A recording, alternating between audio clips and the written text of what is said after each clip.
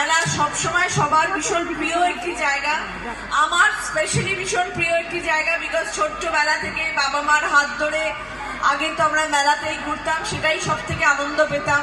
তখন এসে মোবাইল ছিল না, তখন অতখানি সিনেমা ছিল না, কিছুই ছিল না, তখন শুধু আনন্দ ছিল। মেলা আসবে, শীতকাল আসবে, শীতকাল মানেই হচ্ছে সুন্দর সুন্দর ভাবে মেলায় ঘুরবো ভালো ভালো জামা কাপড় পরে।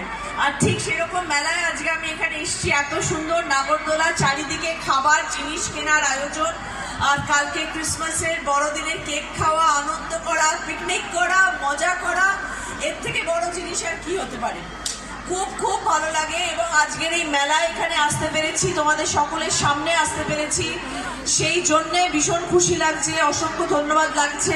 ডেফিনেটলি ধন্যবাদ জানাবো উৎসব কমিটির সম্পাদক রঞ্জন কুণ্ডু বাবুকে এবং উৎসব কমিটির সভাপতি ও বিধায়ক, আমাদের সকলের ভীষণ প্রিয় মানুষ একজন সীতানাথ বাবু, অত্যন্ত শ্রদ্ধেয় একজন মানুষ, ওনাকেও আমি ধন্যবাদ জানাচ্ছি, তার সাথে প্রণাম জানাচ্ছি।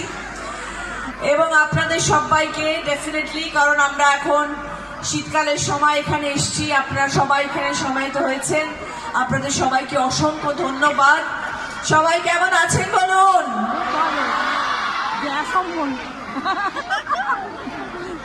সবাই দেখেন তো দিদি নাম্বার 1?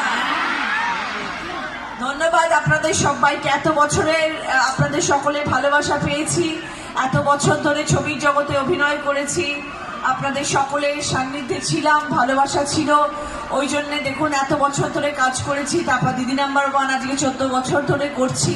আজকে একটা অন্যরকম জায়গায় কাজ করি। এখন আমি কিছুটা রাজনীতির কাজও করতে হয়, কিছুটা অভিনয়ের কাজও করতে হয়, সব মিলিয়ে কাজ করতে হয়।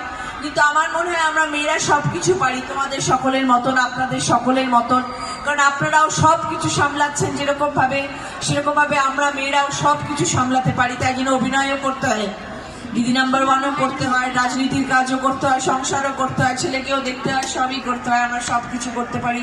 আমরা মনে করি মেয়েরা দশভুজা, মেয়েরা চাইলে সব কিছু করতে পারে। আমাদের ঠাকুর এবং উপরওয়ালা আমাদেরকে সেই আশীর্বাদ দিয়ে পাঠান, সেই শক্তি দিয়ে পাঠান, সেই নারী শক্তি নিয়ে আমরা জীবন জয়ী হই এবং জীবন যুদ্ধে এগিয়ে যাই। এবং আপনাদের মতন আমিও সেই পথেই এগিয়ে চলেছি এবং আপনাদের সকলের ভালোবাসায়, ঠাকুরের আশীর্বাদে আগামী দিনেও এগিয়ে যাব, যাতে আগামী দিনে আমি আপনাদের সকলের মন জয় করতে পারি, আনন্দ দিতে পারি, ভালো কাজ করতে পারি, আপনাদের সকলের পাশে থাকতে পারি সব সময়। সবাই ভালো থাকবেন। আমি বেশি সময় আপনাদের দেব না, আপনাদের বড় অনুষ্ঠান আছে আজকে, আপনারা সবাই অনুষ্ঠানে দেখবেন, অনুষ্ঠান আনন্দ করে শুনবেন, দেখবেন, আনন্দ করবেন। আজকের এই মেলার আয়োজন হয়েছে